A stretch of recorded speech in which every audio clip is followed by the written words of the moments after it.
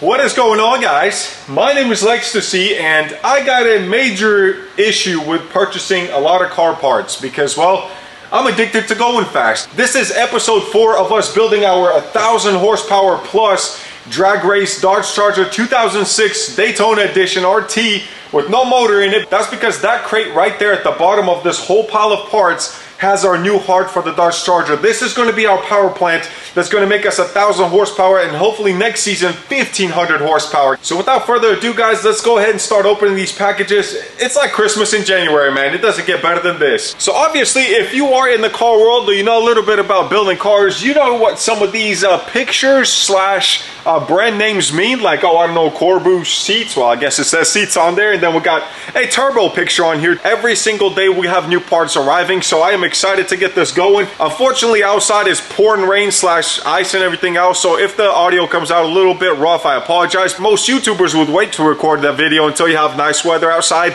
You know what? The race season doesn't wait on nobody. So we have all the buddies from After Hours Racing, our new race team coming in. We're gonna start putting some of these parts in the cars today, but I just didn't want to wait, guys. I want to go ahead and film this video, start opening these boxes and start putting these parts on the car because we have about a month and a half until this thing needs to be drag racing and ready for the track. Now, some of these boxes are small, but they have a lot of value in them because, well, at the end of the day, we're doing a custom build, right? There's not a lot of content out there with an LS swap and a 2006 Dodge Charger because, well, you're still trying to make a boat go fast, but an LS is supposedly better than a Hemi motor, and we're gonna find out together why. And since this is a custom build, then we have to do custom things like the flex exhaust pipe pieces and stuff like that came in. We got 2 of them because, well, we got 2 turb skis. So twin turbos means twice as many parts as any other build. This right here is a really important part of the build as well because, well, we got ourselves the fuel system, right? Because right now we got a stock fuel pump in there. It's a single pump just for an RT57 Hemi, but we are going to be pushing well over 1,000 horsepower, closer to 1,500, so we want to do it the right way. So in my hand, I have a dual pump 4 Innovations Walbro 265. These are massive fuel pumps that are pretty much a direct drop-in into our fuel tank. We most likely did not need to get dual pumps just yet, but again, I'm planning ahead. I'm planning for the future. That way I don't have to buy these parts twice. So this right here costs a lot of money, but God, look how beautiful it is. It's all wired in. We just should be able to plug it right into our wiring harness that we have coming in. And the next piece of the puzzle is our On3 4-inch aluminum intercooler that we obviously are going to need for the massive turbos we have that came in.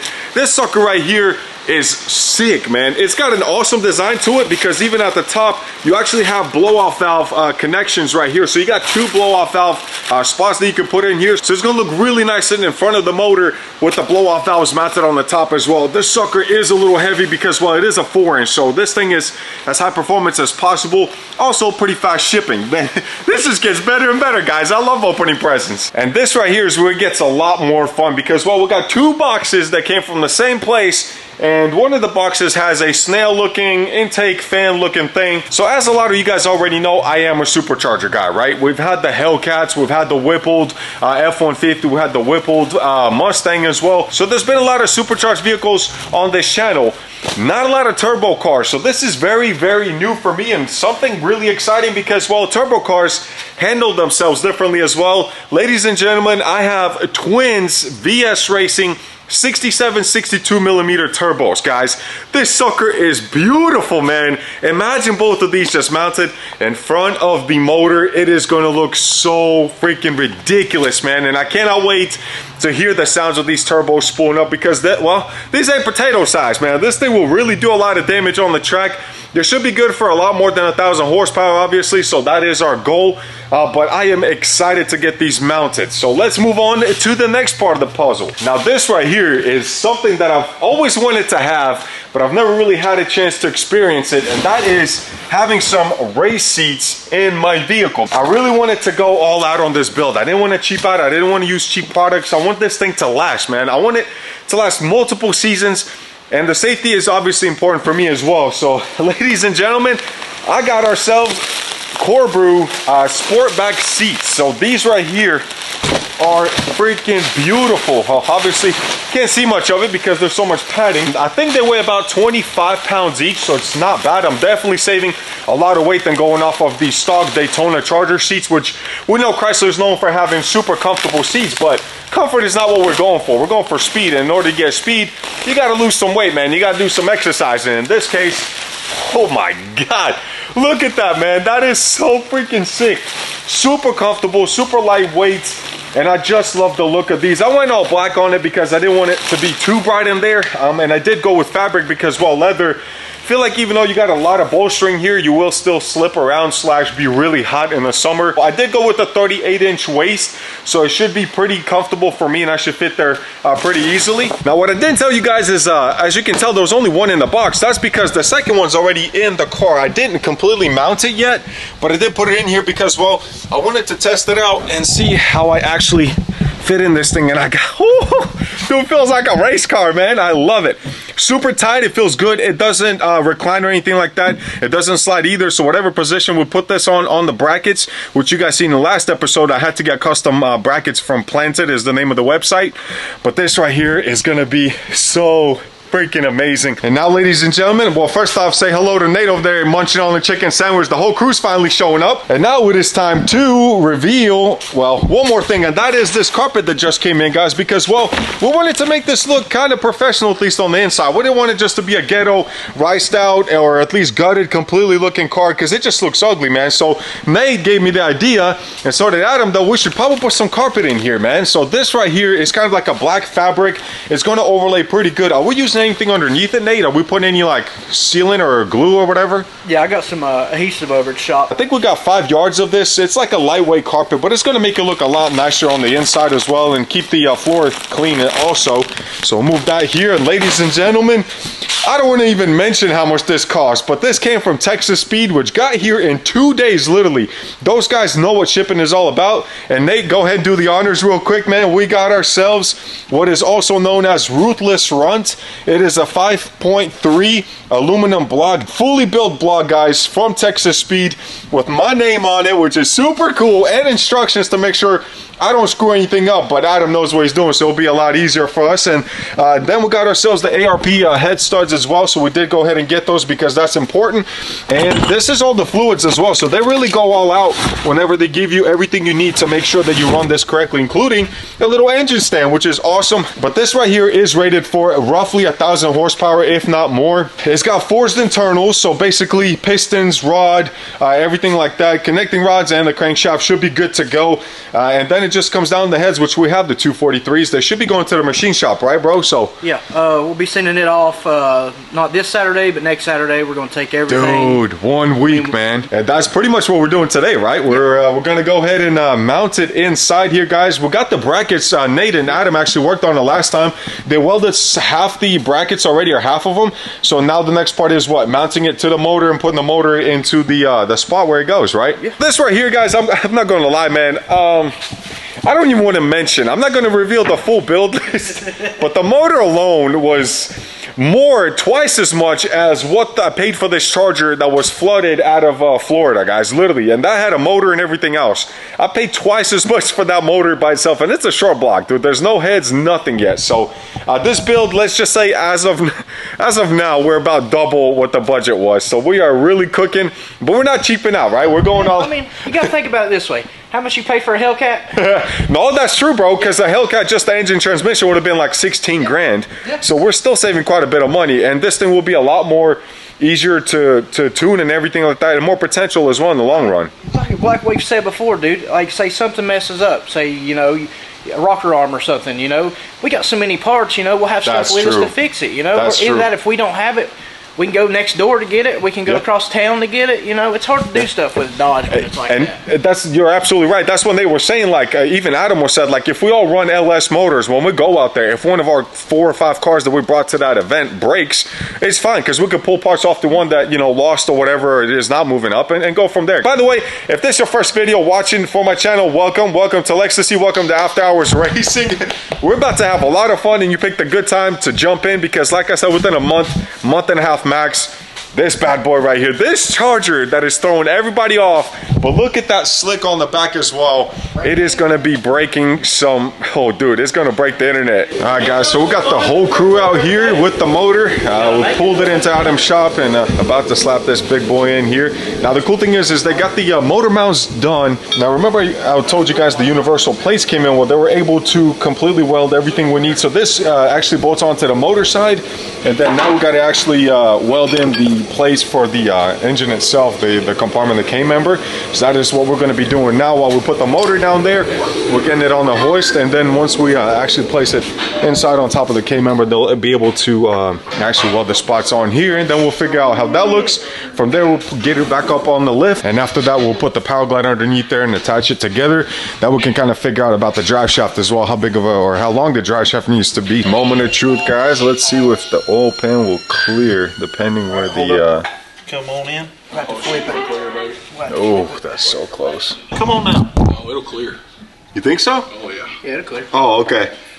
It's right on. No, yeah, you're right. All right, so before we continue, guys, we want to go ahead and get the drive shaft off because it has been slapping around, especially on the right here, and kind of beating those transmission brace here.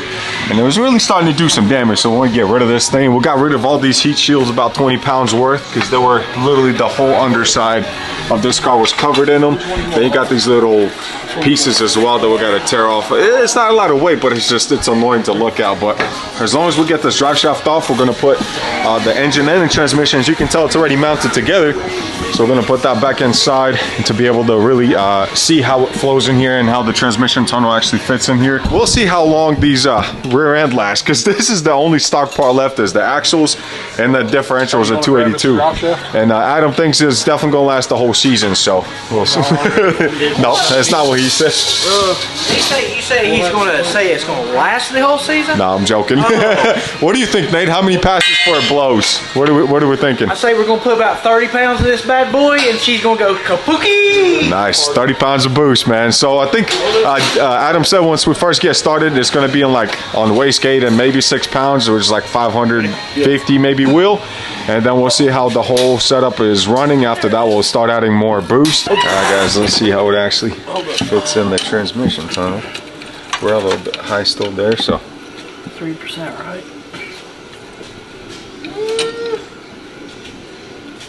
she's tight.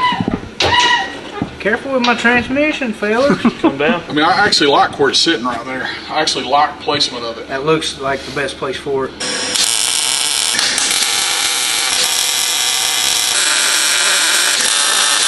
And we're back under the car, guys, to figure out exactly how the drive shaft and everything is going to mount under here. So obviously we're keeping the stock diff and the stock axle. So if you could kind of tell the arrangement, I guess, or the lining up is a little bit more to the passenger side, because you can see where the transmission end is right there. So now we're trying to put a drive shaft and see if it touches or not, but it's definitely rubbing on the... Well, that's just this part right here. That's what I'm saying. We can beat that in if we need to. Yeah, we get it to come down. We got so much room we got for it to come down. I mean, yeah, that turned out pretty good. Wow, look at that. Okay, like you were saying, the drain. Oh, right there. We'll make that work. That's not too bad. Look at all these. There's ways to go around this drain. And then right here, the touching, we could just beat that in too, right? If anything, or that'd be easy. That's an easy customization, guys. But look at this. Oh my God.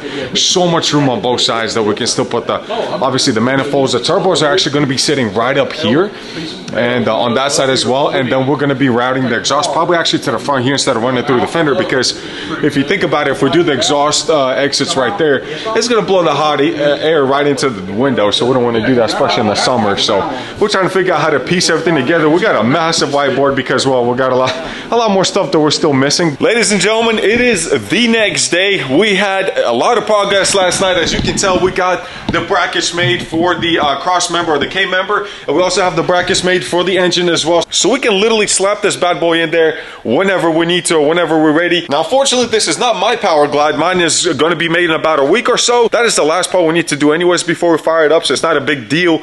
The next step in getting this car running is to do the brake lines, right? We have to make the proportioning valve, which I purchased. We're going to be putting it there because we don't have the ABS module anymore. It's gone. So we have to figure out how to reroute all these lines and connect them into the proportioning valve, which has two spots, one for the front axle brakes and one for the rear. So it controls that, and you have a knob and you can literally adjust how much or how soon you want the brakes to lock up, which is pretty wild.